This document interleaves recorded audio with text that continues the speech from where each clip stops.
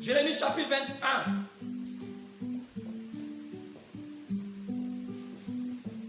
Jérémie chapitre 21.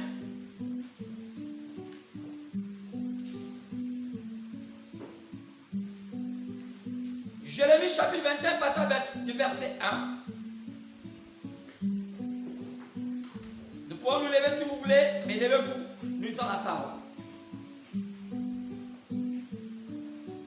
La parole qui fut adressée à Jérémie de la part de l'Éternel lorsque le roi Sédécias lui envoya Pashur, fils de Malkija, et de Séphonie, fils de Machéja, le sacrificateur, pour lui dire: consulte pour nous l'Éternel, car Nebuchadnezzar, roi de Babylone, nous fait la guerre. Peut-être l'Éternel fera-t-il en notre faveur quelqu'un de ces miracles, afin qu'il s'éloigne de nous.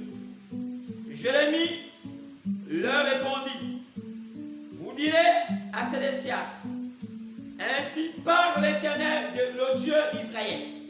Voici, je vais détourner les armes de guerre qui sont dans vos mains et avec lesquelles vous combattez en dehors des murailles.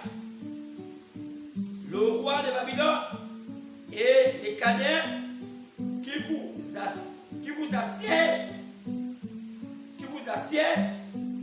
et je les rassemblerai au milieu de cette ville. Puis je combattrai contre vous, la main étendue et le bras fort, avec colère, avec fureur, avec une grande irritation. Je frapperai les habitants de cette ville, et les hommes et les bêtes, ils mourront d'une peste affreuse. Après cela, dit l'Éternel, je livrerai Sédécias, roi de Juda, ses serviteurs, le peuple et ceux qui, dans la ville, échapperont à la peste, à l'épée et à la famine. Je les livrerai entre les mains de Nebuchadnezzar, roi de Babylone, entre les mains de leurs ennemis, entre les mains de ceux qui en veulent à leur vie. Nebuchadnezzar les frappera du tranchant de l'épée, et il ne les épargnera pas. Il n'aura point de pitié, point de compassion. Tu diras à ces peuples: ainsi parle l'Éternel, voici, je mets devant vous le chemin de la vie et le chemin de la mort. Que le Seigneur ajoute des bénédictions à la lecture de cette parole, dans le parfait nom du Seigneur ainsi prié. Amen. Veuillez vous asseoir s'il vous plaît. Lorsque je vous lisais Jérémie chapitre 21, voyons aussi que c'est l'Éternel qui parle au travers du prophète Jérémie. Et vous voyez que Israël, qui était une nation qui a été bâtie par le Seigneur, car nous savons qu'Israël n'était pas d'abord un pays. Israël vient d'un homme appelé Abraham, qui était sorti de la Chalée de Ur, et il fit un enfant appelé Isaac. D'Isaac, il mit un enfant appelé Jacob. C'est de Jacob qu'est né cette nation, on va appeler plus tard le peuple d'Israël, parce que le nom Jacob, qui veut dire trompeur, fut changé de Jacob à Israël. C'est là où est né Israël. Ça a commencé par une famille et ça finit par être une nation, un peuple. Et ce peuple est né pour un but. Après que le monde soit corrompu depuis le jardin d'Éden et qu'on est descendu jusqu'à la Babylone et que le monde est entré dans la confusion en construisant la tour sous le contrôle de Nimrod, ce vaillant chasseur, le fils des ténèbres, alors le monde fut dispersé. Et tout le monde était sous le contrôle et le joug des Babyloniens et des Chaldéens. Je veux dire les Chaldéens, ce sont les mêmes Babyloniens. Et la croyance que le monde avait, la principale croyance que le monde avait, c'était la croyance babylonienne. Et vous remarquez que lorsque Dieu appela Abraham de son père, la Bible dit qu'il sortit la Chaldée de Ur. Vous voyez, la Chaldée c'est Babylone. Alors remarquez que même le père d'Abraham était idolâtre. Comme nous sommes ici aujourd'hui, présentement, chacun de nous a été idolâtre. Et Dieu voulait commencer à préparer un peuple. Car n'oublions pas que Dieu a fait le monde pour un plan parfait. Et vous remarquez qu'il fallait que le Dieu, qui n'était pas Dieu, qu'on appelait Elohim, le Dieu qui fait par lui-même, il commence à être Jéhovah. Le Dieu qui va vivre autour de sa famille, sinon parmi sa famille. Alors lui qui avait autant des attributs, il devait manifester ses attributs, c'est qui lui valut la possibilité de faire le plan du salut. Quoi? Il créa, il amena à mettre ce qui était invisible à l'existence. Et vous voyez que là-dedans, dans le plan du salut, dans son bon vouloir, l'homme tomba dans le péché. Et par sa femme, la femme que l'homme avait, qu'on appelait Ève. Mais il fallait une restauration. Il fallait ramener l'homme à la position initiale. Il fallait ramener l'homme à la position qu'il avait au commencement, sans péché. Mais il ne pouvait pas être dans la phase homme, Dieu, s'il ne passait pas par là. C'est pourquoi il y avait un processus. C'est pourquoi Dieu a mis à côté de lui une femme, un sous-produit. La femme devait être là pour l'accompagner dans cette marche. Et vous remarquez, le péché tomba. Le péché passa par la femme et l'homme pécha. Maintenant, il fallait ramener l'homme à la position initiale, car tout le plan était fait. Mais dans ce processus, il y avait deux camps. La sémence du serpent, donc du diable, et ceux de Dieu. Et vous remarquez que c'est là où on a commencé à voir Caïn. Et après, Abel fut mort. Et après, on a eu Seth. Et il y a eu ces deux descendances. Les gens des ténèbres et les gens de lumière. Et quand on est arrivé à la Babylone, tout était confondu. Les gens des ténèbres avaient pris le dessus sur les gens de lumière. Ils voulaient construire des villas. Ils ont voulu bâtir des grandes civilisations. On a vu des grandes civilisations comme au temps de Noé, comme pour chanter ce fait tout à l'heure. Et Dieu a averti le monde pour dire, je vais détruire ce temps, détruire ce monde. Pourquoi? Parce que les enfants des ténèbres avaient tellement pris le dessus. Ils avaient construit autant de choses. Ils avaient fait ce qu'on n'a même pas aujourd'hui. À l'époque, ils pouvaient faire tellement de pâtes et des pâtes produire des centaines d'années, sans pourtant c'est des terres. C'était quoi? C'était la technologie. Ils construisaient des grandes pyramides. Ils avaient une technologie nucléaire. Vous voyez, le nucléaire, ce n'est pas aujourd'hui qu'on le fait. C'est depuis le temps jadis. Ils pouvaient déplacer des grands mots de cailloux avec une technique. Vous voyez comment on peut remarquer cette pyramide qui a été conçue par un homme appelé Enoch. Comment elle a pu déplacer en chassant des pierres sur pierre s'il n'avait pas une certaine technologie. Un homme ne peut pas soulever des pierres, des tonnes et les poser. Donc il fallait créer une technologie pour pouvoir déplacer les pierres à un niveau et les superposer. Donc ils avaient une grande technologie à l'époque. Ils étaient tellement avancés en science. Vous voyez, donc tellement ils étaient avancés, Dieu avait compris que les enfants du diable avaient pris tellement le dessus. Vous voyez, ils avaient construit des grandes villas, ils avaient construit des grandes villes. Et vous voyez, c'était des bâtisseurs. Mais Dieu décida de anéantir ce monde-là. Et le monde fut passé par l'eau. Vous voyez, et Noé fut averti. C'était le prophète en ce temps. Dieu parla à Noé. Dieu dit ce qui se passe au temps de Noé, selon Luc 17, 26 à 30, va se passer au temps de la fin. Quoi? Chaque fois que le monde va tellement dans les ténèbres, Dieu essaie de régler les choses. C'est pourquoi aujourd'hui, le monde passait par l'eau, mais le monde à présent, Dieu a programmé passer par le feu. C'est pourquoi, quand on regarde le processus, ce qui s'était passé, Dieu a sorti un peuple, alors que le monde entier était sous le contrôle chaldéen.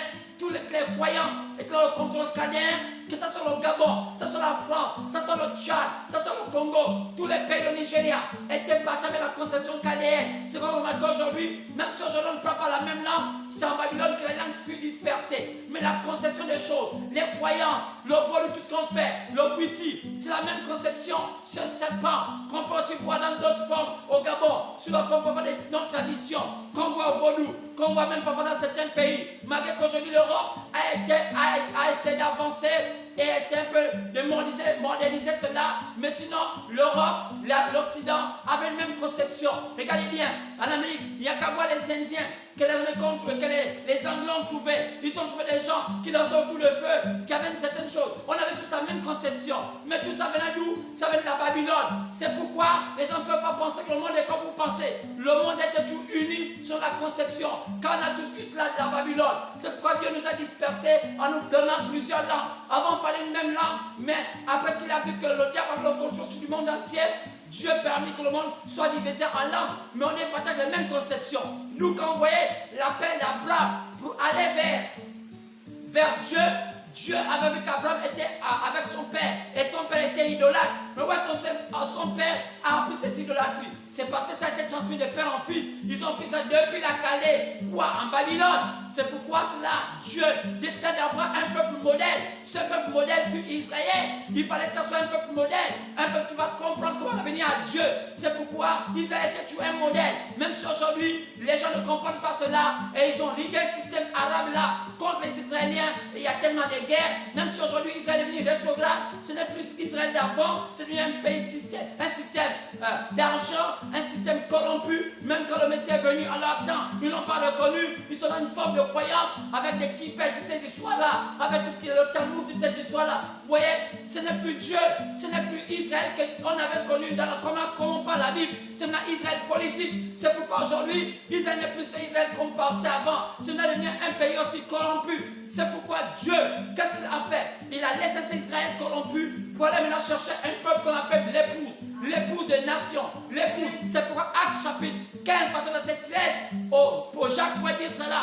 Comment Dieu a laissé Israël corrompu pour aller chercher d'abord un peuple qui va porter son nom. Et ce peuple-là était l'épouse de Jésus. Et l'épouse de Jésus était pris quoi? Dans toutes les nations. Comme il avait pris Abraham dans une nation pour façonner cette épouse. Et c'est cette épouse-là dont on parle la Bible. C'est cette épouse-là dont on appelle l'Église. Et ça a commencé depuis les apôtres, vous voyez. Et après, au fur et à mesure, Dieu l'a préparé dans tous les pays. Il a montré ça dans Matthieu 24, partant verset 14, qu'il devait faire autour de la terre, des quatre coins de la terre, pour réunir les élus dans tous les pays. Et ces élus-là, ils sortent de tous les systèmes et ils vont les préparer. Et ce sont ces élus-là que la Bible appelle l'épouse de Christ. Car l'Église est la tête et est sur le corps. Il doit avoir une préparation spéciale, un message particulier. Et Dieu devait les envoyer 7 temps. Et la Bible nous parle, ça sur Apôtres chapitre 1, chapitre 2, chapitre 3, où on parle des 7 temps.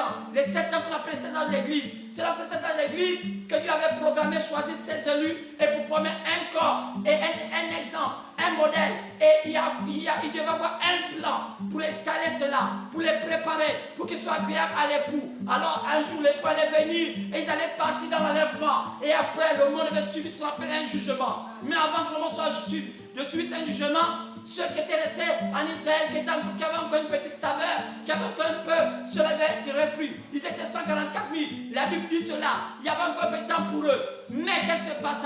Les gens sont en train de brûler. Le monde est en train de brûler les cadres. Qui brûle les cadres? Les églises, les systèmes de ce monde, qui ne veulent pas que le plan de Dieu soit connu. Et les gens vont dans tous les sens. C'est pourquoi, quand on regarde bien, Abraham était sorti de là. Et ça a formé ce peuple israélien. Mais qu'est-ce qui se passa? Ce peuple qui était sorti, que Dieu avait façonné, qui avait montré toutes les modalités, comment être agréable à Dieu, ils sont allés jusqu'à l'Égypte, voir ce système qui était pharaonique, là où l'occultisme avait quitté Babylone. Vous savez, après que l'Égypte, après que Babylone fut remplie de démons et qui était le siège mondial du monde occulte, après venir l'Égypte est devenu le siège mondial. Dès que Satan fut bousculé en Babylone, Satan allait se cachant en Égypte. Tu as remarqué que l'Égypte est devenu le pays le plus puissant du monde. Mais comment adorer les Égyptiens avec Isis, Osiris et tout ce monde, le dieu Ra? Ça mène les Babylone. C'est que les gens n'ont jamais compris. Les écritures, toutes ces histoires, les mathématiques. ça ne vient pas de l'Égypte. L'Égypte n'a fait que penser que vient de la Babylone. Et Satan allait se cacher en Babylone, plutôt en Égypte. C'est pourquoi, remarquez, c'est pourquoi Dieu a permis que son peuple passe par là pour voir toutes ces choses. Et ils ont vu cela. Et après, il y a un libérateur appelé Moïse. Et après cela, malgré tout ce que Dieu les avait montré, Israël a encore retourné à leur bourbier. Et Israël est devenu encore un pays païen. Moïse les a sortis par la main de l'Éternel. Et après, Dieu a même permis à ceux qui retournent leur pays, tout ce qu'ils avaient. Mais malgré cela, malgré tout ce que Dieu faisait, ce peuple n'était pas à Dieu. Malgré c'est pourquoi ici, lorsque ils sont sortis d'Égypte, à la Canaan, ils sont retournés encore dans leur bourbier. Mais Dieu décida de les juger. Dieu décida de leur châtier. Comme un père châtie un enfant lorsqu'il prend un mauvais chemin. C'est ce qui s'est passé aujourd'hui. C'est ce qui s'est passé plutôt, c'est ce qu'on dit aujourd'hui. Qu'est-ce qu'on dit aujourd'hui? C'est que Dieu, après qu'Israël s'est détourné du droit chemin, Dieu voulait donner une petite connexion à Israël pour amener Israël dans le droit chemin. Il va susciter un païen appelé Nebuchadnezzar pour châtier Israël, pour Israël revenir dans le droit chemin. C'est ça que je suis en train de lire ce matin. La même chose va se produire parce qu'il y a Israël naturel et Israël spirituel. L'épouse est Israël spirituel. On a vu ça dans Romains, qu'il y a tout n'est pas Israël. Il y a ceux qui sont nés de la chair, il y a ceux qui sont nés de l'esprit. Mais nous ne sommes pas nés de la chair, nous sommes nés de l'esprit. Mais alors, qu'est-ce qui se passe? Il va se passer quelque chose. Il va se passer que nous qui sommes nés de l'esprit, lorsqu'on se détourne encore du droit chemin, Dieu doit amener châtiment pour nous amener dans le droit chemin. C'est exactement ça. De même qu'il a fait avec Israël naturel, il va se faire avec Israël spirituel. C'est pourquoi, si l'épouse est Israël spirituel et qu'on se détourne du droit chemin, Dieu devait nous envoyer Nebuchadnezzar pour nous châtier. C'est pourquoi le thème d'aujourd'hui est bienvenu. Et vous devez comprendre ce que Dieu est en train de faire aujourd'hui. Oh, n'allez pas dans toutes ces choses que vous entendez. Venez ici, on va vous guérir. Venez là-bas, on va vous délivrer. Vous voyez, c'est de la flatterie. C'est comme font les charlatans. Ils font des publicités pour dire venez chez moi, on va vous guérir. Venez là-bas, on va faire comment. C'est comme ça devenir les églises, les croyances d'aujourd'hui. Et les gens se disent, et les gens se donnent cet acte, le pouvoir de dire ce sont eux qui guérissent. Mais aucun homme ne guérit, Dieu seul guérit. C'est pourquoi, remarquez ici, Dieu fait la même chose qu'il avait fait avec Israël passé. Et ici, c'est Israël passé, Israël naturel. Qu'est-ce qui s'était passé? Israël s'était détourné de Dieu. Et Dieu décida de ramener Israël dans le droit chemin. La seule manière pour un homme de ramener son enfant dans le droit chemin, c'est de le châtier.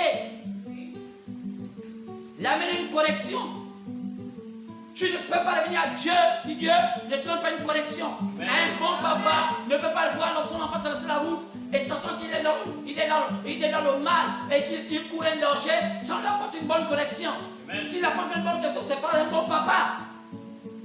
C'est pas qu'il veut faire du mal à cet enfant. C'est par amour. Cette correction, c'est une correction d'amour. Alors, Dieu décide de corriger Israël. Et quand on lit ici Jérémie, et la Bible dit que la parole vient au prophète, et Dieu dit à Jérémie de dire à Israël qu'il enverra un homme les corriger. Dieu permet à ce que le Nebuchadnezzar avec son royaume babylonien puisse assiéger Israël. Ce qui n'était pas possible. Mais par la volonté de Dieu, Dieu a permis que Nebuchadnezzar et Babylone viennent assiéger Israël. Pourquoi Dieu le fit? C'est parce que Dieu aimait Israël. Dieu voulait qu'Israël rentre dans le droit chemin. Et si Dieu ne le faisait pas, Israël allait continuer dans leur voie. Ils étaient déjà habitués à se foisonner avec les Amoréens, avec les Moabites, et devenus comme des païens. Mais Israël, quand Israël a été créé, Israël n'a pas été créé pour être païen. Israël a été créé pour être un modèle. L'épouse du Seigneur Jésus-Christ, lorsqu'elle a été choisie, elle n'a pas été choisie pour foisonner avec les païens. Elle a été choisie pour être un modèle, pour devenir à Dieu. Amen. Quand on est chrétien, quand on est en Christ, oh, le Seigneur vous a amené pas pour repartir dans le bourbier, mais c'est pour être des modèles. Amen. La Bible dit que vous êtes le sel de la terre. Vous êtes des modèles. Alors, qu'est-ce qui se passait? Dieu voulait ramener Israël dans le droit chemin. Qu'est-ce qu'il pouvait faire? Il avait tout fait. Il a envoyé des prophètes qui ont averti Israël. Ils n'ont jamais voulu. Ils n'ont jamais voulu croire. Le monde ici ne croira toujours pas. Malgré les hommes de Dieu qui viennent, les avertir, ils ne croient pas. Il faut un châtiment. Et Israël aussi a subi cela. Et Dieu envoya un ennemi à Israël. C'était Nebuchadnezzar. C'était le roi babylonien. C'était l'incarnation de l'occultisme. Nebuchadnezzar, c'était un Babylonien. Et nous savons que les Babyloniens, ce sont les descendants de Kish, les descendants de Nimrod. Quand on lit dans la Bible la Genèse, on sait que l'un des grands hommes les plus puissants de la terre fut Nimrod. Et sa famille, son père qui était Kish, sa mère qui était Sémiramis. Aujourd'hui, tous les cultes s'accordent à dire que la famille de Nimrod est la première famille la plus puissante de la terre. Et aujourd'hui, on les a attribué des noms. Son père Kish, aujourd'hui, on l'appelle Thor. On l'appelait même le dieu Thor. Et sa mère, on l'appelle aujourd'hui Isis. Sémiramis devint Isis. Et Nimrod, le grand chasseur, le puissant, aujourd'hui, on l'appelle Osiris. Dans toutes les croyances, les gens qui connaissent l'occultisme, moi, en tant que Gabonais, ces personnages sont représentés dans nos croyances. Vous partez au sud, vous allez retrouver Thor, vous allez retrouver Kish, vous allez retrouver Nimrod, vous allez retrouver Sémiramis. Vous partez au nord, vous allez retrouver Kish, Sémiramis, Nimrod. Vous partez au sud, vous partez dans tous les camps de la terre, vous allez retrouver ces entités représentées par d'autres noms. Mais ce sont les mêmes personnages. Amen. Allez dans toutes les croyances, allez à l'Égypte ancienne, vous allez vous parler d'Osiris, Isis, on va parler de Dieu Réa. Qui est Réa? Tous ces personnages ont été un jour, ont influencé la terre. Ce sont eux qui ont influencé la terre avec tout ce qu'on voit aujourd'hui. Ce sont eux qui ont bâti la terre, qui ont bâti les sphinx, qui ont bâti les pyramides, qui ont bâti tout ce qu'on voit aujourd'hui. Tout ce qu'on voit, toute la technologie qu'on voit aujourd'hui. Ce n'est qu'une reproduction. C'est aller de génération en génération. Alors, Dieu a permis que Kish, Dieu a permis notamment que Nimrod, plutôt je dis Nebuchadnezzar, prenne le contrôle sur Israël. Pourquoi? Il fallait une petite correction. Alors on va un peu lire. Allons-y à Daniel. Daniel chapitre 1. Partons du verset 1. La troisième année du règne de Joachim, roi de Juda, Nebuchadnezzar, roi de Babylone, marcha contre Jérusalem. Il assiégea. Le Seigneur livra entre les mains de Joachim, roi de Juda, et une partie des ustensiles de la maison de Dieu, Nebuchadnezzar. Nebuchadnezzar emporta les ustensiles au pays de Shinéa, dans la maison de son Dieu. Dieu avait petite idée. Il est mis dans la maison du trésor de son Dieu. Le roi donna l'ordre à Ashpanaz, chef des eunuques, d'amener quelques-uns des enfants d'Israël de race royale ou de la famille noble ou des familles nobles. De jeunes garçons sans défaut corporel et beaux de figure, doués de sagesse et d'intelligence et d'instruction, capables de servir dans le palais du roi et à qui l'on enseignerait les lettres et la langue des Chaldéens. Lorsque Nebuchadnezzar a accompli la volonté de Dieu, il eut une sélection. Même lorsque Nebuchadnezzar devait assiéger Israël, il ne prit pas n'importe qui pour l'amener en Babylone. Il le prit seulement c'est la tribu de Juda. Mais pourquoi il ne prit pas d'autres tribus? Pourquoi il ne prit pas d'autres tribus? Pourquoi il prit seulement la tribu de Juda, de race royale? Quand on parle de la tribu de Juda, vous savez que David vient de la tribu de Juda. Amen. Il n'a pas pris d'autres tribus. Il a seulement pris seule la tribu de David, de race royale, de la noblesse. Pour faire avec eux des jeunes gens sans défaut corporel. Si on bascule dans le monde spirituel, on veut dire qu'il a pris ceux de Juda sans défaut spirituel. Amen. Amen. Sans défaut spirituel. Des gens qui connaissaient la spiritualité dans tous les domaines. Donc, ici, c'était défaut corporel naturel. Mais en notre temps, c'est défaut corporel spirituel. Amen. Ce n'est pas défaut même corporel, défaut spirituel. C'est cela dont les mécanismes de notre temps veulent prendre. Il est pris, beau de figure, doué de sagesse, d'intelligence, d'instruction capable de servir dans le palais du roi. Regardez la qualité de personne que Nebuchadnezzar avait pris en captivité. Il a laissé l'autre. Il comprenait que même si on ne les prenait pas en captivité, ils étaient déjà perdus. Il fallait prendre ceux de la noblesse qui étaient doués de sagesse, d'intelligence, d'instruction, capables de servir dans le palais du roi et à qui l'on enseignerait les lettres et les langues de Chaldéens. C'est quoi les lettres et les langues de Chaldéens? C'est la science de la Chaldée, la science de la Babylone. C'est quoi la science de la Babylone? L'histoire nous dit que même Moïse fut enseigné dans toute la science de l'Égypte. Et nous savons que la science de l'Égypte venait de la Babylone.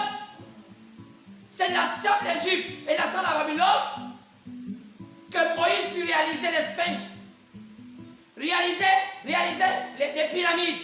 Pour quel but? C'était quoi que symbolisaient les pyramides?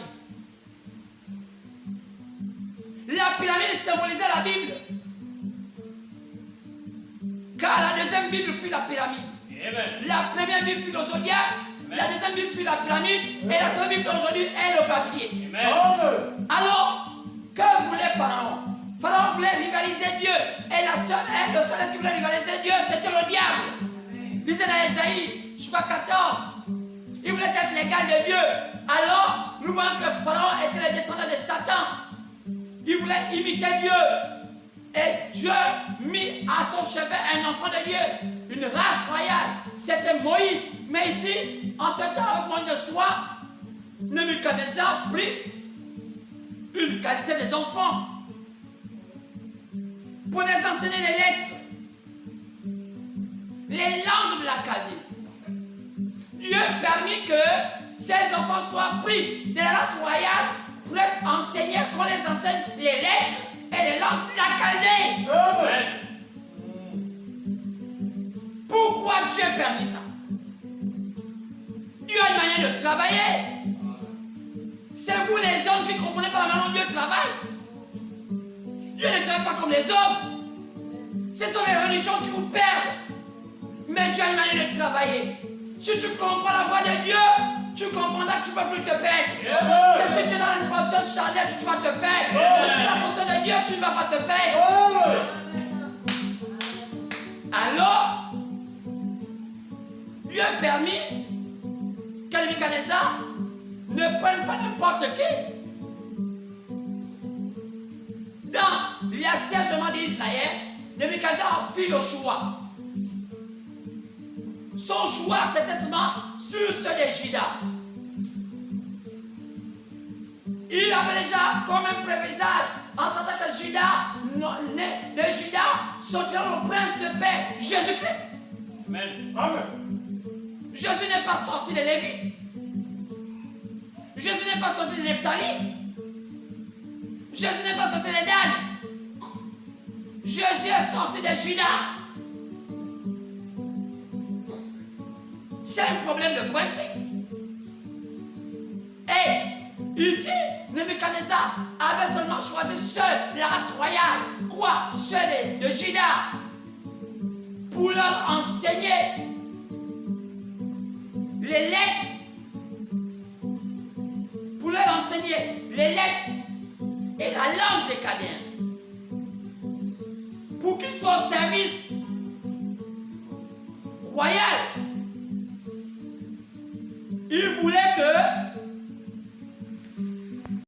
des simples hommes, ils voulaient être servis par la noblesse. Qu'est-ce qui se passe là?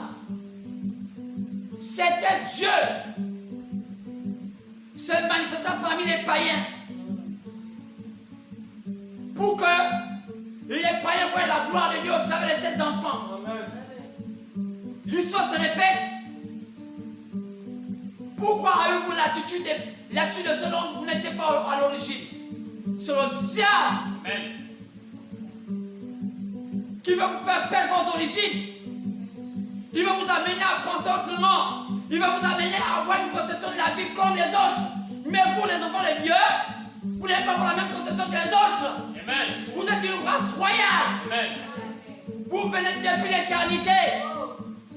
L'éternité habite en vous. On a mis l'éternité dans une peau humaine. C'est pourquoi malgré ce qui se passe dans vos vies, vous êtes l'éternité. L'éternité dans la vie. L'éternité n'a pas peur des choses que charnelles. Et c'est là le problème. Mais qui vous a mis cela dans l'esprit? Le diable. Au travers de vos connaissances, au travers de vos amitiés. Dis-moi qui vous êtes amis, avec qui vous êtes amis. Dis-moi de quelle famille vous êtes né. Qu'est-ce qu'on vous a inculqué? Nebuchadnezzar choisit des enfants beaux. La tribu de Juda, beau corporellement, de figures douées en sagesse, d'intelligence, d'instruction, capables de servir dans le palais royal et l'on enseignerait les lettres et le langage ou la langue des Chaldéens. Frère, c'est tout un tas de choses. Amen. Lisez cela, entrez dedans de vous. Voyez ce que ça veut dire. On devait les enseigner les lettres et la langue des Chaldéens. Dieu avait permis cela. Pas enseigner les lettres d'Israël, non. Les lettres et la langue des Chaldéens. Il devait servir au palais. Dieu avait permis cela. Le roi leur enseigna, leur assigna. Le roi, au verset 5, le roi leur assigna pour chaque jour une portion des mains de sa table et du vin dont il buvait, voulant les élever pendant 3 années, au bout de desquelles il serait au service du roi. Quand on continue à voir, il devait avoir une alimentation à la manière de Chaldéens. Il y avait parmi eux, dans les enfants de Juda, Daniel, Anania, Michaël et Azaria. Le chef des eunuques, donc on peut dire le chef du culte babylonien, le chef des prêtres babyloniens. Car en Babylone, on ne les appelait pas les prêtres, on les appelait les eunuques. Ils étaient nés pour servir au palais comme les maîtres de la spiritualité de Babylone. On les appelait les eunuques. Donc, le chef des eunuques, celui qui allait les suivre, le chef des eunuques, au verset 7, leur donna des noms. Dieu permit même qu'on les changeât des noms. Daniel, on l'appelait Belshazzar. Car Belshazzar voulait dire le Dieu de Babylone. Belshazzar. Anania, on l'appelait Shadrach. Michaël, on l'appelait Meshach.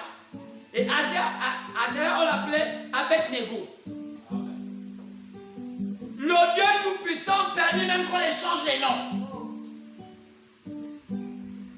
Même si dans ta vie aujourd'hui, on t'a donné un nom qui correspond au nom de ta famille, alors que tu n'appartiens pas à ta famille, ça ne veut pas dire que ça doit te changer ton être.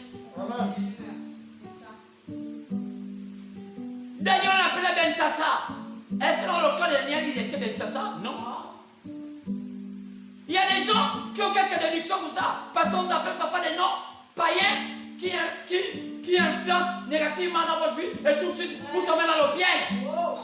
On va vous dire, mais écoutez, on t'appelle sorcier. C'est que si tu vas être sorcier, non. Daniel l'appelle. Quand tu sois né dans une famille quelconque, où on t'a influencé négativement, mais dès que tu retrouves la voie du salut, ce cri d'aide qui te ramène à l'origine de ce dont tu étais, frère, demeure, frère, soeur, demeure, quand tu viens de l'éternité. Daniel, on a changé le nom de Daniel Ben Sassa, ça n'a pas changé la conception de Daniel. Oh, Azaria, toutes ces personnes, Michaël, Anania, fut changé de nom. Quoi? Shadrach, Abednego, Meshach. Mais ça n'a pas amené ces personnes à changer la manière de voir la vie. Dieu a permis qu'on ne prenne que seule la race royale. En ce temps-là, et quand on va lire l'histoire, vous pouvez la lire. Lorsqu'on leur demanda de manger les mains du roi, il refusa. Ça ne veut pas dire qu'il ne voulait pas manger le pain. Mais pourquoi il refusa de manger les mets qui venaient de la table du roi? Que veut dire les mets? En d'autres termes, il y avait un lien avec l'adoration. Si Daniel n'a pas pris cela, si Meshach, Abednego, tous n'ont pas pris cela, c'est parce qu'il y avait un lien avec l'adoration. Il ne fallait pas que ce n'est pas l'adoration de leur père. Amen. Parce que les Babyloniens, la manière dont ils mangeaient, leur main était liée à l'adoration. Et si en fait Israël, c'est la race royale, mangeait les mêmes mains que mangeaient les Babyloniens par rapport à l'adoration, ça leur faisait encore rendre leur vie plus difficile. Ça devait les éloigner de Dieu qui avait permis qu'ils soient là. Si on lit l'histoire, il ne voulait pas. Au verset 11. Alors Daniel dit à l'intendant, à qui le chef d'eunuque avait remis la surveillance de Daniel, Anania, Michaël et Azaria, éprouve tes serviteurs. Pourquoi ils ne voulaient pas boire, manger la nourriture des Babylone? On retourne au verset 10. Le chef eunuque dit à Daniel. Oh, on peut revenir au verset 8. Daniel résolut de ne pas se souiller par les mains du roi, par le vin dont le roi buvait. Et il pria au chef eunuque de ne pas les obliger à se souiller. Pourquoi on parle aujourd'hui de souillure? Parce que cette nourriture avait un lien avec l'adoration. C'est ça le problème aujourd'hui. Le problème aujourd'hui des chrétiens, c'est la spiritualité. Le problème des chrétiens aujourd'hui, c'est le genre de christianisme qui vivent. Il y a toujours des mélanges. Il y a toujours l'embryonnunie. Il y a toujours de confusion. Ce qui fait aujourd'hui que les gens ne sont pas assis lorsqu'ils croient. Daniel dit non. Ne permets pas qu'on soit souillé. Le chef eunuque dit à Daniel, je crains mon Seigneur, le roi, qui a fixé que vous devez manger et boire, car pourquoi verrait-il votre visage plus abattus. Donc, Nebuchadnezzar, le roi, donna l'ordre qu'on les fasse manger comme les gens des Babylone. Pour voir au moins leur corps bien. Parce qu'ils ne voulaient pas servir avec des gens avec des corps, des visages abattus. Oh! Amen. Même les païens ont une manière de voir les choses. Il n'y a qu'à voir aujourd'hui nos femmes, nos jeunes filles aujourd'hui dans les rues. Oh, je vais me marier avec un riche. Dans les rêveries. Un riche ne veut pas voir une femme fardée, maquillage de par-ci par-là. Un riche ne veut pas voir une femme qui ne sait même pas ce qu'on appelle mettre une chevelure. Peut-être ramasser n'importe comment boîte, d'aller marcher, mettez sur la tête, et vous appelez ça la cheveux. Pourquoi que les riches suivent ça? Ça identifie que tu sors d'une famille misérable. Une femme, exemple, ne peut pas aller ramasser n'importe quel perruque, mettre ça sur la tête. Quand elle est éduquée, pour la carter les perruques, elle met sur la tête. Quand ça identifie les cheveux, c'est qu'elle n'a pas de cheveux. Qu'est-ce qui se passe? Oh, j'étais au marché, j'ai pris ma perruque. Laquelle? Oh, j'ai pris celle qui était comme ça, j'ai pris celle que j'ai mis ça sur la tête. Frère et soeur, quand on t'identifie, on sait de quel endroit tu viens. C'est pourquoi on a besoin d'être enseigné. On a besoin d'être un véritable tuteur sélectionné. Pour vous dire, voici ce qu'il faut faire. Voici ce qu'il faut faire. Voici ce qu'il faut faire. 80% des jeunes dames s'habillent n'importe comment. Ils voient la télévision, ils imitent. Les parents ont abandonné leur rôle. Les enfants sont à la merci du monde. Elles ont oublié qu'on ne doit pas mettre un pantalon. Parce qu'une personne qui monte déjà ses formes, il n'y a plus de secret. Le pantalon montre les formes. Tu n'as même pas de très belles formes. Dieu sait pourquoi tu as fait des formes comme ça. Mais tu commences à monter par ton pantalon, je n'ai pas de très belles formes. Comment veux-tu que quelqu'un puisse apprécier? Aussi longtemps que tu montres que tu es de telle limite, personne ne va te suivre. Mais c'est quoi la vie? La vie, c'est tout ce qui est mystérieux que les gens suivent. Mais s'il n'y a rien de mystérieux en toi, comment on va te suivre? Tu serais suivi par des délinquants. Il n'y a que les délinquants qui suivent des choses qui n'ont pas de valeur. Regardez ici Nebuchadnezzar. Il voulait quelque chose de valeur. Même si Dieu l'avait donné dans ces gens Israël, mais il était allé choisir une qualité. Il dit nourrissez-les. Rendez-les beaux. Daniel dit je ne mange pas ça parce qu'il y a un point d'adoration dedans. C'est que sûr, quand vous avez coupé le veau, vous allez invoquer votre Dieu. Vous l'avez fait passer par le feu, vous l'avez fait traverser par une poudre blanche. Il dit non, non, là c'est pas normal. C'est vrai que c'est une viande. Mais le rituel est faux. Amen. Est-ce qu'on peut dire Amen? C'est la viande. Ce serait bien à manger. Mais la répercussion, qu'est-ce qui se fait autour de cette viande-là? L'adoration. Et l'eunuque dit, mais non, si tu le fais, le Lord s'est fâché contre nous. Il va dire, mais pourquoi vous n'avez pas bien mangé, vous avez le visage abattu? Écoutez l'histoire. L'eunuque, le chef dit à Daniel, je crains mon Seigneur, qui a fixé que vous devez manger et boire, car pourquoi verrais-je votre visage plus abattu que celui des jeunes gens de votre âge? Vous exposerez ma tête auprès du roi. Au verset 11. Alors Daniel dit à l'intendant, à qui le chef de l'eunuque avait remis la surveillance de Daniel, Anania, Michaël, Azaria. Au verset 12. Éprouve tes serviteurs. Donc, mets-nous à l'épreuve.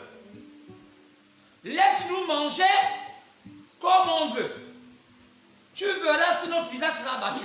C'est sûr que vous, quand vous mangez, en tant que Babyloniens, vos visages sont toujours abattus. Mais nous, on ne fait pas les mêmes rituels que vous.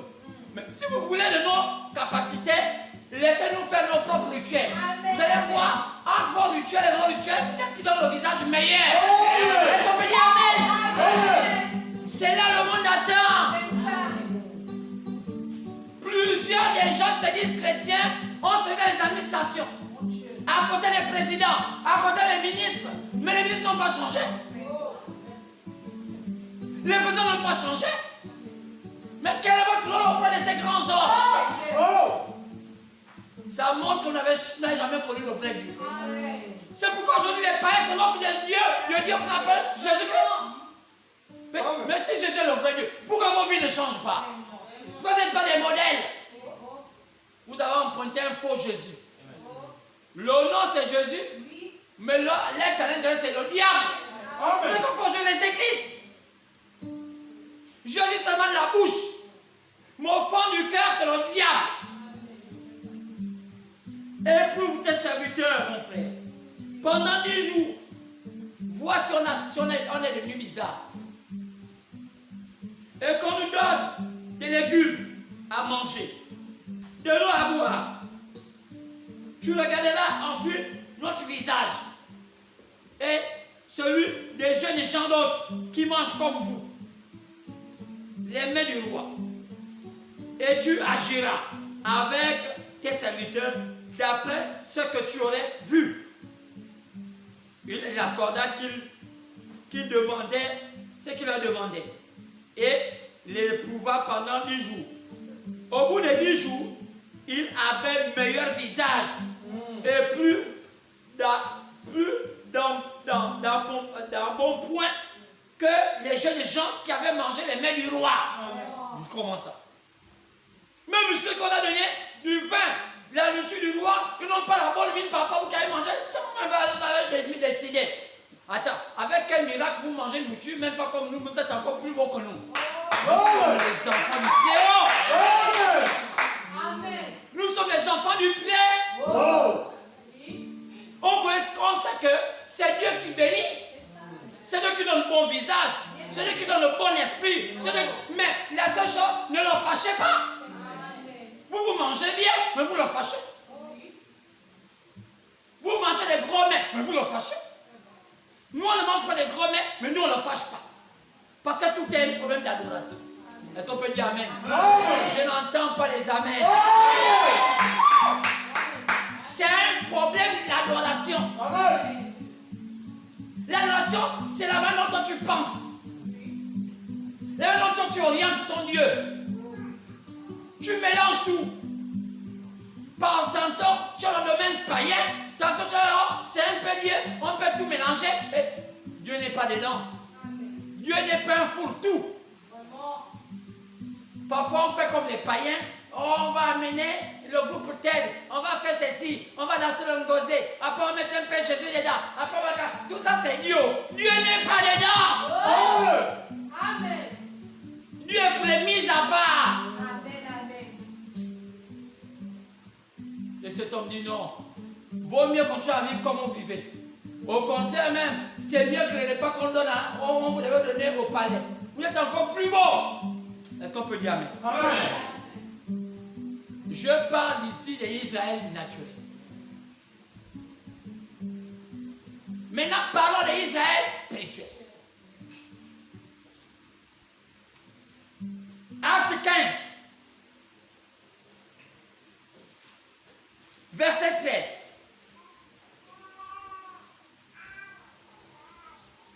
Lorsqu'il eut cessé de parler, Jacques prit la parole et dit: oh mon frère, écoutez-moi.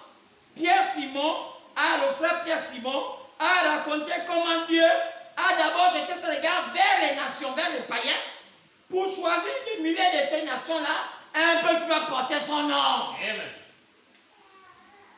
Qui est ce peuple qui porte le nom de Jésus? Ce peuple-là s'appelle l'épouse de Jésus. Lisons. Apocalypse. Après chapitre 19.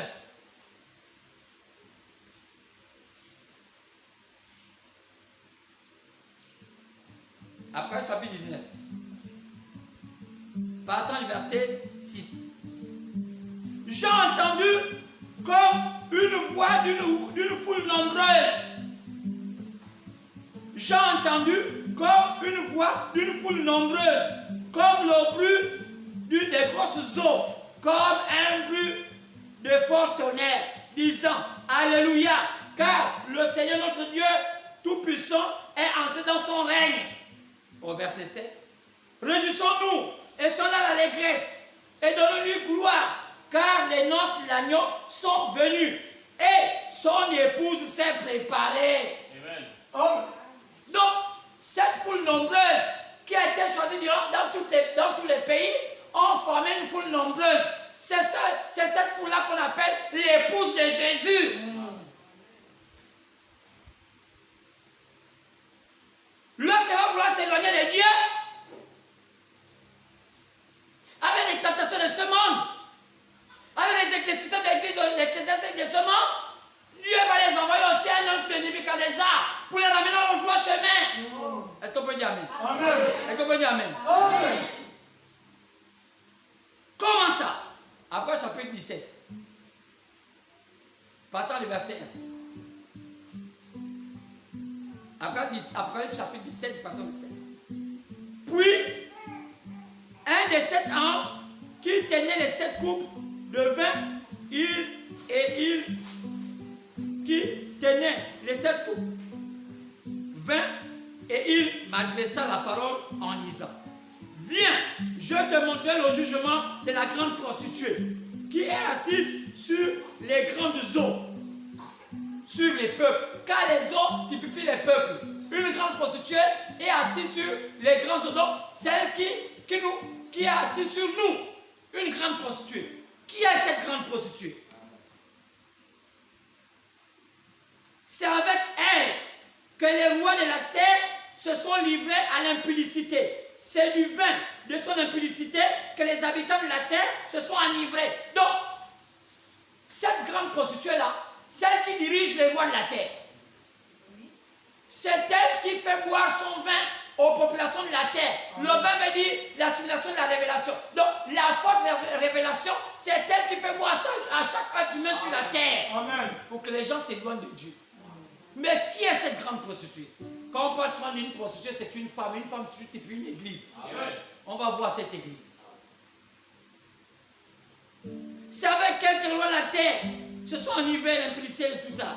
Et c'est du vin de son impudicité que les habitants de la terre se sont enivrés.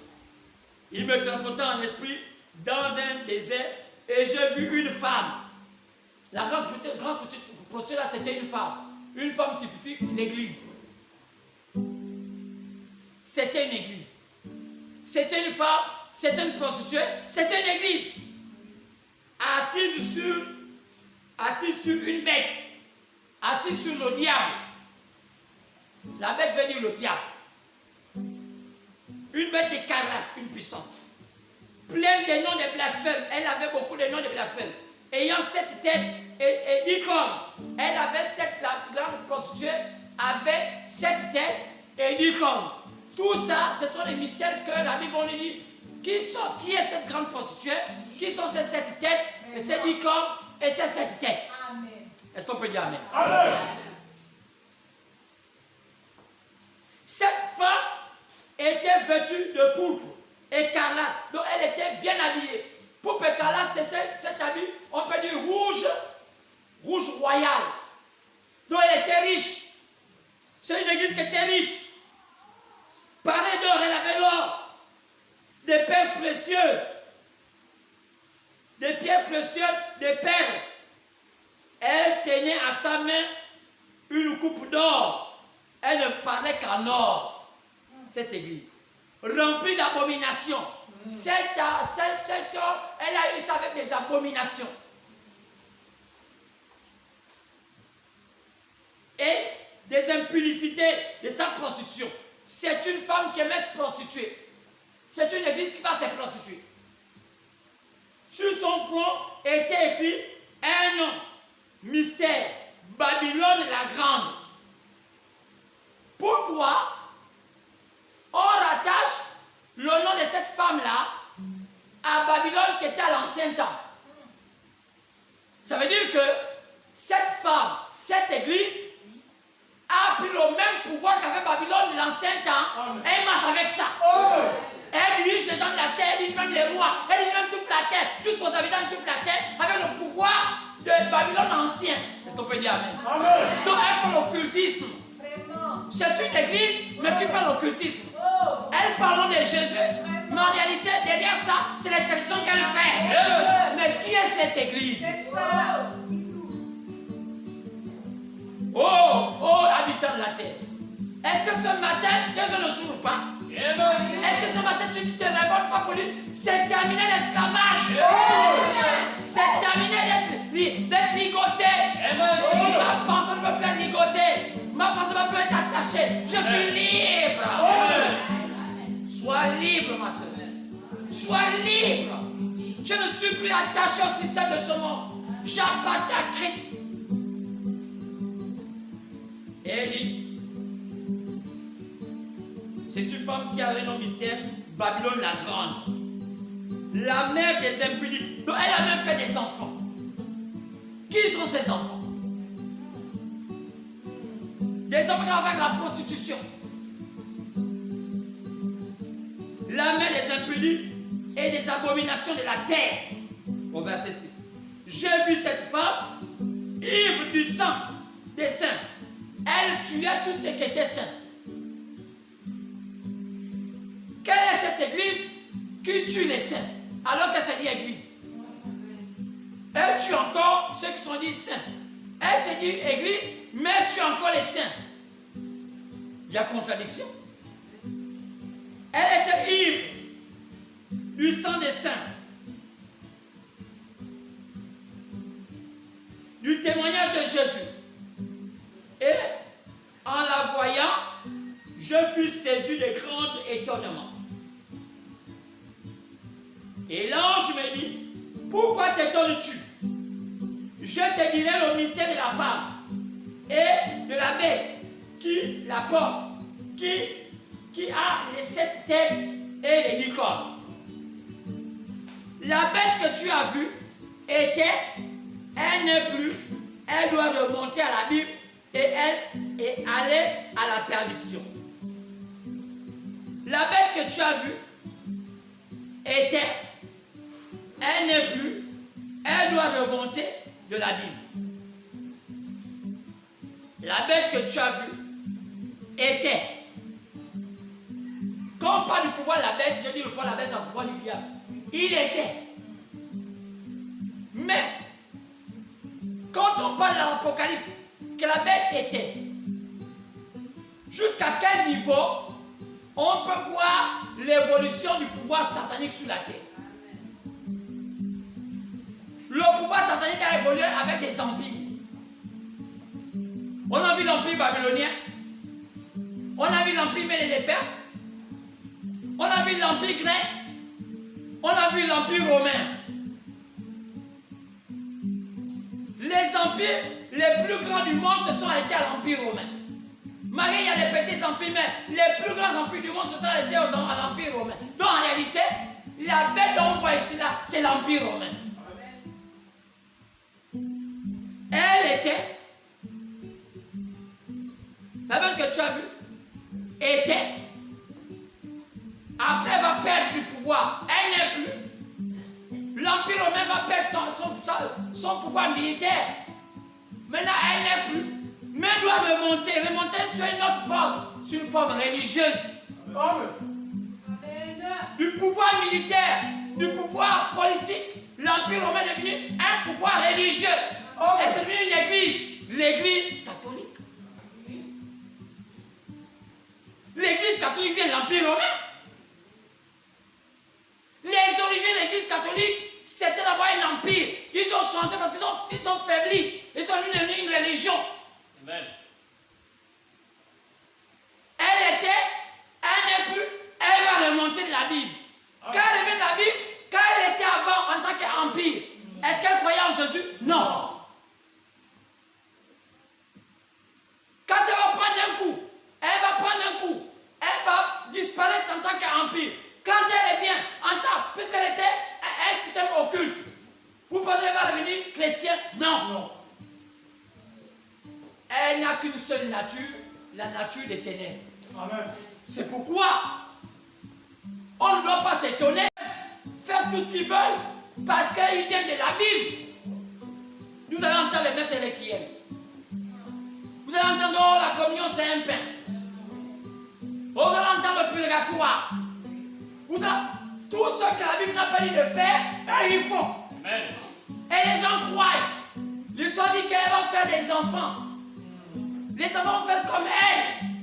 Depuis des milliers d'années, elle a pillé la terre en les mentant que donner de l'argent, on va sauver vos parents qui sont morts. Il y a un purgatoire. C'est ses parents, c'est leurs filles. Qui sont ces filles? Les églises éveillées. Piller les gens avec le mensonge. Oh, viens, donne de l'argent. Oh, donne ceci. Oh, donne cela. Tu vas avoir cela. Alors que c'est un mensonge. Elles font comme leur mère. C'est pourquoi la bête que tu as vue, elle n'est plus. Elle doit monter de l'abîme. Elle doit aller à la perdition.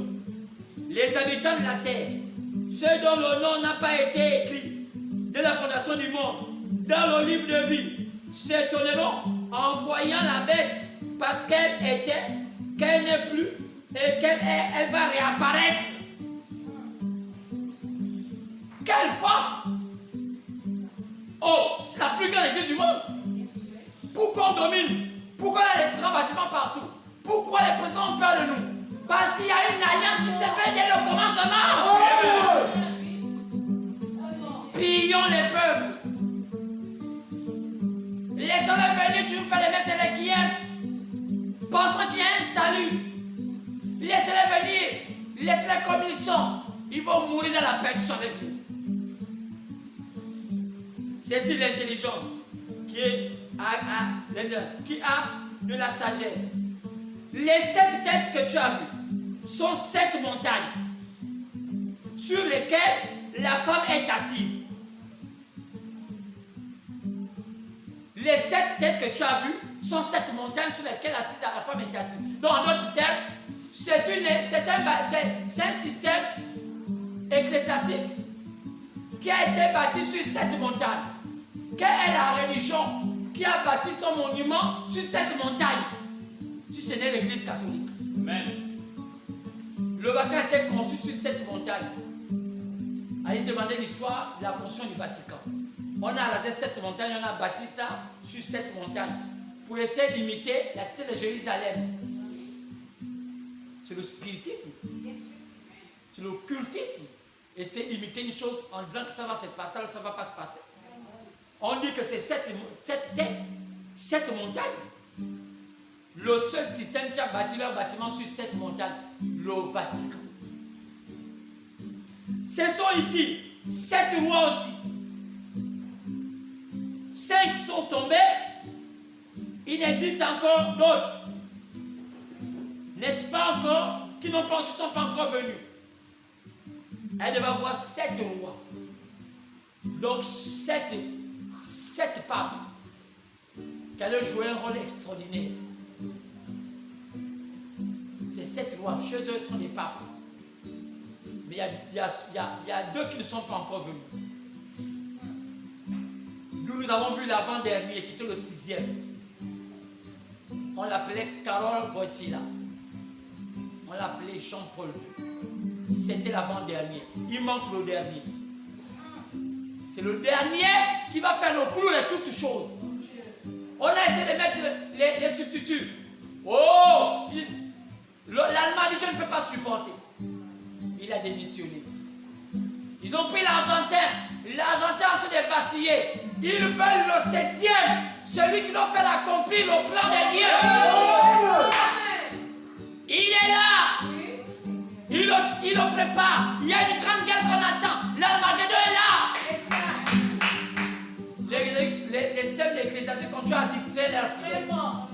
Et il y a des vérités qui doivent sortir. Ce sont aussi 7 rois.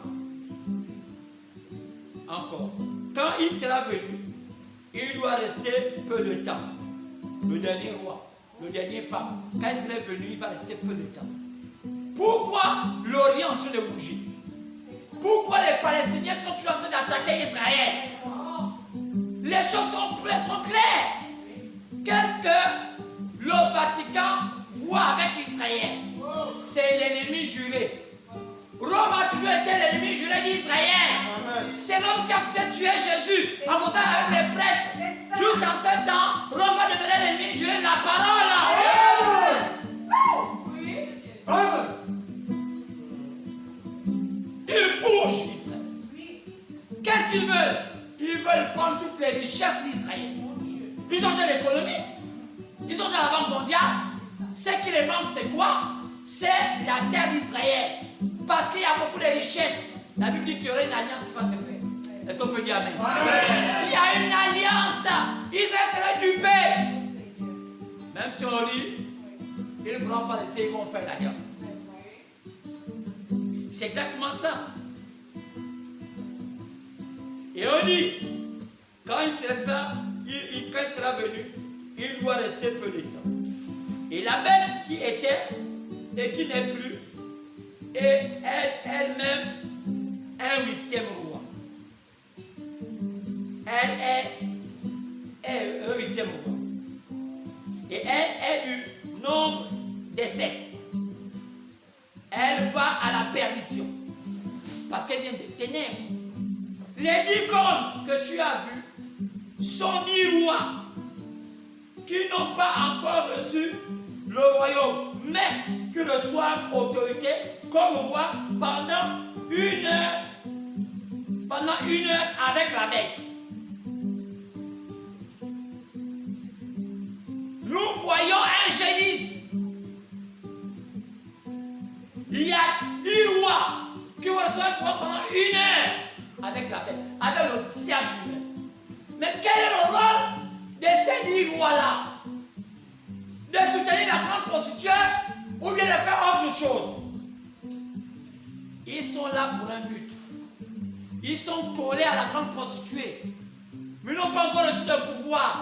Mais ils ont un rôle à faire. Ils ont un même dessein, les 10 rois, les 10 corps. Un même dessein. Ils donnent leur puissance et leur autorité, pas à la prostituée, mais au diable. Et ils ont un même dessein. Ils donnent leur puissance, leur autorité à la bête. Ils combattront contre l'agneau. Ils combattront contre Jésus. Ce sont des démons. Leur rôle, c'est de combattre la parole de Dieu. Contre l'agneau. Et l'agneau les vaincra. L'agneau les vaincra. C'est pourquoi, depuis la Babylone jusqu'à l'Empire romain, Dieu a toujours brisé ce système-là. Depuis qu'Azar voulait faire la malin, Dieu l'a brisé. Les Médés et les Perses, Dieu l'a brisé. Les Grecs, Dieu l'a brisé. Rome, César, Dieu l'a brisé. L'agneau les vaincra. Il va dire, comme tu nous as tellement vaincu, on va me laisser de faire autre chose. Qu'est-ce que tu décides, Dieu? Écoutez. L'agneau les vaincra. Parce qu'il est le Seigneur des Seigneurs, le roi des rois. Et les appelés, les élus et les fidèles qui sont avec lui, les vaincront. Les vaincront aussi. Et il me dit, les hommes que tu as vus, où la bête est assise là, sur lesquels la prostituée est assise, donc l'église, la grande église là, ce sont des peuples. Cette église domine sur les peuples de la terre. Ce sont des peuples, des foules, des nations qui sont sous le contrôle de l'église catholique. Et des langues, jusqu'à toutes les langues de la terre. C'est pourquoi on exige toujours un peu de parler au moins toutes les langues. Quand ils sont au Gabon, il va parler Mienner, il va parler Vili, il va parler Isil, il va parler Fan, il va parler... Ce sont les exigences de la grande prostituée. Pour mieux convaincre les langues. Parler aussi les langues pour les faire croire que ce que vous dites est vrai. Mbolani, Zamen, ah, on ne prête là pas la langue, hein. Mais il a dit qu'il doit parler langue. Les 10 cornes que tu as vu, les 10 rois là, que tu as vu, les 10 cornes que tu as vu, et la bête haïront l'église catholique. Et haïront la prostituée. Je suis au verset 16, après chapitre 17. Les 10 cornes, donc les rois là, qui vont pas mal une heure, avec le diable, vont haïr l'église catholique. Quoi c'est? Le système empirique là, des empires là, qui sont allés jusqu'à César là, vont renaître. Mais ils vont haïr, ils vont marcher, mais ils vont haïr l'église catholique. La dépouilleront. Donc ce sont eux qui ont été chargés de tuer l'église catholique. La mettront nue. Quoi c'est? Les enfants du diable vont détruire le système ecclésiastique catholique. Et mangeront sa chair. La consumeront par le feu. Donc, le feu dont parle Pierre. Que le monde passera par le feu. Repartons la voilà. Cela viendra des enfants du diable. Est-ce qu'on peut dire Amen? Est-ce qu'on peut dire Amen? Lisons.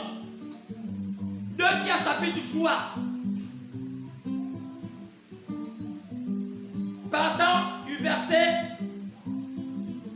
5. 2 Pierre 3, partant du verset 5. Ils veulent ignorer en effet que les cieux existaient autrefois par la parole de Dieu, et de même qu'une terre tirée des eaux et formée au moyen des eaux, et que par ces choses, le monde alors périt submergé par l'eau. Tandis que, par la même parole, les cieux et la terre, d'à présent, sont gardés et réservés pour le feu, pour le jour du jugement de la ruine des hommes impies. Quoi? Autrefois, Dieu a détruit la terre par l'eau. Mais maintenant, aujourd'hui, Dieu a préparé cette terre-là à être détruite par le feu. Mais qui va mettre ce feu-là? Les 10 cornes. Amen. Les 10 cornes, d'après chapitre 17, lisez au verset 7, les 10 cornes que tu as vues, et la bête aéront la prostituée, la dépouilleront, la mangeront, la mettront nue, mangeront sa chair et la consumeront par le feu. Qui va déclencher le feu là? Les 10 cornes. Qui sont les 10 cornes là? Les Nebuchadnezzar d'à présent. Est-ce qu'on peut dire Amen? Est-ce qu'on peut dire Amen? Le Nebuchadnezzar d'à présent va déclencher le feu. Lisons verset 17. Car Dieu a mis dans leur cœur d'exécuter son dessein, d'exécuter un même dessein et de donner leur royauté à la bête jusqu'à ce que la parole de Dieu soit accomplie. Qui c'est? Le Nebuchadnezzar du passé, c'est le communisme dans le présent pour accomplir le plan de Dieu. Amen.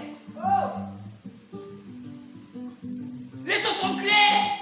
La Bible dit des choses. Si aujourd'hui on ne peut pas vous prêcher ça, c'est parce qu'aujourd'hui, il y a beaucoup de gens qui se sont imposés pasteurs.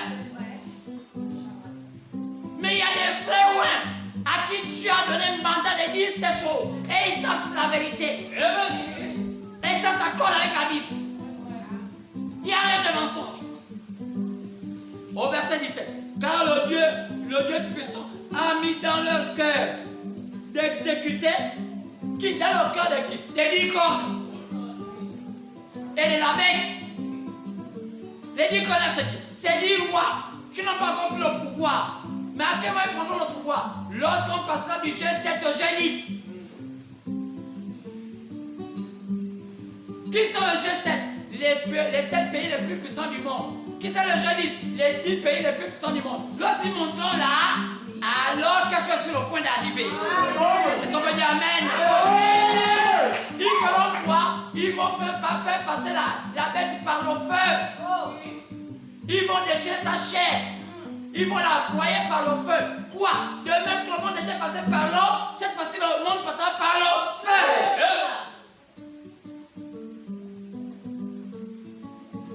Qu'est-ce qui s'est passé? Dieu a mis dans leur cœur d'exécuter son dessein. Qui c'est? Dieu a mis entre ses mains pour que les 10 cornes et la bête puissent brûler la grande prostituée. Car la grande prostituée est un danger pour les enfants de Dieu. Est-ce qu'on peut dire Amen? Mais qui sont les 10 cornes? Les 10 cornes, c'est le communisme. Mais qui est le communisme? Oh là là. Est-ce qu'on peut dire Amen? Est-ce qu'on peut dire Amen? Car Dieu a mis dans leur cœur d'exécuter son dessein et d'exécuter un même dessein et de donner leur royauté à la bête jusqu'à ce que la parole de Dieu soit accomplie. Et la femme que tu as vue, c'est la grande ville. Quoi? Le Vatican. La grande ville qui a la royauté sur les rois de la terre. Comment? Ce sont eux. Maintenant, comment savoir cela? Oh, le communisme joue un grand rôle. Maintenant, regardez. Comment fonctionne la terre? La terre fonctionne avec deux idéologies. Ceux qui sont du côté capitaliste et ceux qui sont du côté communiste. Vous allez comprendre qu'il y a la droite, il y a la gauche. Lorsqu'on va en France, vous allez comprendre qu'en France, depuis des années, la France était gérée par la droite et la gauche. En France, qui est la droite? La droite sont ceux-là qui sont restés fidèles à l'église catholique. Tous les politiciens de la droite en France sont fidèles à l'église catholique. Qui est la gauche? La gauche sont ceux qui sont fidèles à la révolution. C'est pas remarqué que si on voit l'histoire, l'histoire parle de la révolution.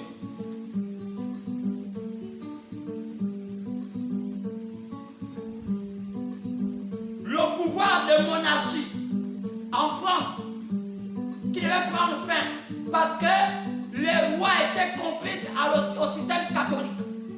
Pour piller le peuple, devait prendre fin.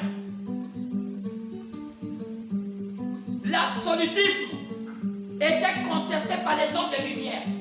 Qui sont les hommes de lumière et qui étaient dans le système l'absolutisme? L'absolutisme était considéré par l'Église catholique et ses enfants les rois de la terre. Mais Dieu permet à ce que ce système soit brisé. Où est née la révolution du 18e siècle. Et ça a commencé depuis le 14e siècle avec Luther. Lorsque Luther a détruit l'Église catholique, c'était une forme de révolution. C'est là où est né beaucoup de courants de lumière. Amen. On les appelle les hommes de lumière. Tous les penseurs qui ne voulaient plus être dans le couvert catholique, qui étaient opprimés, qui étaient maltraités, ils ne voulaient plus. Alors, ils ont amené ce qu'on appelle un système de révolution. La diffusion des lumières dans le monde entier, avec tous ces hommes. Et aujourd'hui, on les appelait les francs-maçons. Parce qu'il fallait qu'ils mettent cela dans un système de club. Pour diffuser, pas une pensée unique, pour diffuser les connaissances de la vie. Et c'est là où est née la révolution. On a coupé les têtes des rois. On a dit c'est terminé. On arrive maintenant au temps de démocratie. C'était le temps, tout avait sonné. On devait parler de la Odyssée. On est arrivé au temps, on devait parler de la démocratie. Et on a commencé à voir les républiques. Quoi c'est? Dieu faisant accomplir sa parole. Affaiblissant Satan dans la forme religieuse qu'il avait prise. Pour que Dieu maintenant commence à régner. Quoi? Et on voit exactement ce qui s'est passé. C'est vraiment ça. C'est là où on est arrivé. On est arrivé au temps où le temps de Nebuchadnezzar devait commencer à avoir effet. Quoi c'est? On est arrivé au temps où les races royales se retrouvaient en captivité en Babylone. Qu'est-ce qui se passe? Dieu avait permis que Nebuchadnezzar ait le contrôle sur tout Israël et même sur la terre. C'était un symbole. Aujourd'hui, l'histoire se répète. Ça se répète comment? Regardez bien. C'est parce que vous avez remarqué que ces pouvoirs-là ont escaladé le temps. Et le pouvoir babylonien était symbolisé par un lion. Quand vous voyez le lion, c'est le pouvoir babylonien. Amen. Le pouvoir de l'épée était symbolisé par quoi? Par par l'ours. Parce que c'est le foie. c'est né en Iran. Le pouvoir grec était symbolisé par quoi? Était symbolisé par la panthère, le léopard, le félin.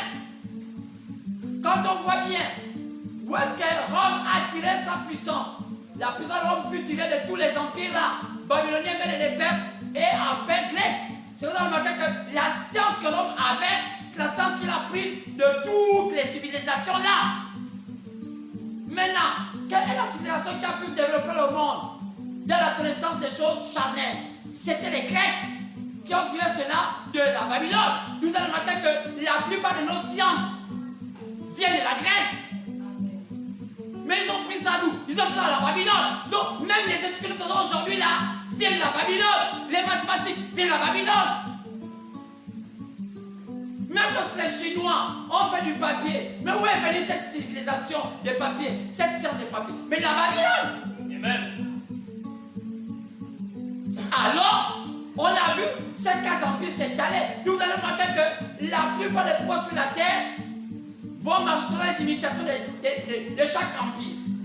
Soit ils vont puiser de l'empire babylonien, soit ils vont puiser de l'empire Mède et Perses, soit ils vont puiser de l'empire grec, soit ils vont puiser de l'empire romain.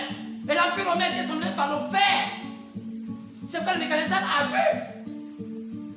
Dans des métaux, en matière de métaux, il a vu le poids romain comparé au poids du fer. Quand il y avait l'or, il y avait l'argent, il y avait les reins et il y avait le fer. Donc Rome termine par être le poids du fer. Car le fer, c'est le métal le plus difficile à briser. Comme était Rome, jusqu'à aujourd'hui, c'est Rome qui gère le monde.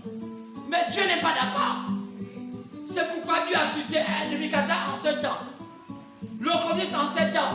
Pourquoi? Pour exécuter son plan. Le communiste serait là pour faire quoi? Pour gérer et briser le système catholique. C'est pourquoi les gens ne savent pas cela. Lisez l'histoire. Tous les penseurs qui ont créé les Lumières, les Diderot, les Lévi-Strauss, tous ces grands hommes, les Galilée, tous ces hommes-là, c'était les hommes de lumière. Ils ne voulaient pas apporter au système catholique parce qu'ils savaient qu'ils étaient forts. Lisez l'histoire. Ils voulaient péter l'absolutisme. Ils ont fait le monde meilleur. Allez faire les États-Unis, un peu de liberté. Mais aujourd'hui, regardez, les démocrates, où étaient les Lumières, où il y avait le communisme dedans. Parce que le communisme vient de la gauche.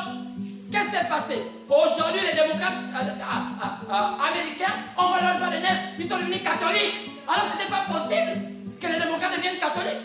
Quand ils condamnaient les catholiques à l'époque. Mais pourquoi aujourd'hui les démocrates américains sont devenus catholiques? Ils ont vendu leur droit de naissance. C'est ça que dit la Bible. Il y aurait la bête, il y aurait l'image de la bête. Après chapitre 13, qui fait l'image de la bête? L'église catholique va s'introduire aux États-Unis. Quand l'image de la bête viendra des États-Unis, ils vont chercher après les églises éveillées pour les mettre en otage, pour leur renflouer les caisses. Quoi?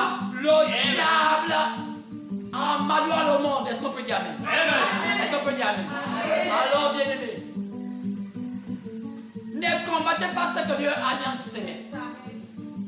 Même si vos pasteurs vous racontent des bêtises, j'entends des pasteurs dire: oh, l'on se croit, c'est ça qui embête le monde. Oh, c'est la méconnaissance de la parole. La formation, ce n'est pas un danger pour l'église. Le danger, c'est l'église catholique. Le danger, c'est le système catholique qui va faire l'image de la bête. L'image de la bête, c'est le système écuménique qui va laisser les réveils. Qui amène toujours les gens dans vos chaos. Quoi? Lorsque vous amenez les gens à manger les mains, le système, les mains empoisonnées. Les mains, c'est quoi? La parole empoisonnée. L'homme ne passe pas la parole, mais toute la parole qui est sur la bouche de Dieu. Passe pas la nourriture. La nourriture, c'est la parole. Quelle parole le système catholique a un cul de cochon? Quelle parole aujourd'hui les églises éveillées a un cul de cochon? Quand vous voyez les églises éveillées, qu'on appelle réveil, l'église catholique, vous voyez que c'est mère et fils. Mère et fille. La mère, c'est l'église catholique. D'où viennent les églises réveillées? Ils viennent du système protestant. D'où viennent les systèmes protestants? De Luther. Luther n'a pas dit faisons l'église protestante. Les protestants sont nés des systèmes catholiques. C'est comme maintenant aujourd'hui, le monde est perdu. Pourquoi? La pure parole n'est pas restaurée. Malgré que Dieu a envoyé un prophète, le diable embrouille les cartes. Mais aujourd'hui, Dieu te dit, reviens à lui. Lui est dans sa parole. Et nous sommes au temps où on est en train de briser Satan. Satan sait que tout ce que l'on fait est vrai. Alors, bien-aimé, ce matin, tu l'as écouté. Il dit, celui qui écoute ma voix n'endurcit pas son cœur. Si tu as entendu sa voix, tu dis aujourd'hui, Seigneur, je ne vais pas endurcir mon cœur. Je vais aller vers toi. Je vais être totalement à toi. Je ne vais pas endurcir mon cœur. Bien-aimé, n'endurcis pas ton cœur. Et il dit, Seigneur, c'est le temps pour moi d'aller vers toi. Alors, qu'est-ce qui va se passer? Comme le Nebuchadnezzar, le communisme sera un instrument entre les mains de Dieu pour l'accomplissement de sa volonté. Qui sont le communisme? Le communisme, c'est tout le système libéral qui est en train de nous sortir de tous les systèmes occultes. Malgré qu'ils sont des athées, mais Dieu va les utiliser pour faire un travail. C'est tout le système, vous entendez les francs-maçons, les rosicruciens, et tout ce monde-là, jusqu'à ce que politiquement parlant, ils appellent le communisme. Alors, tout ça, Dieu a permis à ce qu'il nous permet de nous libérer des chaînes que les catholiques ont mis à chaque être humain, avec la fausseté, avec tout ce qu'on voit aujourd'hui. C'est pourquoi, bien aimé, tu vois aujourd'hui, dans votre pays, les francs-maçons, les rosicruciens assassinent des bébés, et font ça, ce n'est pas forcément l'idéologie maçonnique. Chaque maçon a décidé de faire les choses comme il veut. Pourquoi le panafricanisme n'a pas marché? C'est parce que parmi les présidents africains qui étaient à leur époque, il y avait les catholiques parmi eux. Ce sont les catholiques qui ont trahi les autres. Ils ont d'abord qu'on a assassiné plusieurs présidents à cause des petits catholiques présidents qui étaient dans le clan. Est-ce qu'on dit Amen? Oh, que Dieu bénisse.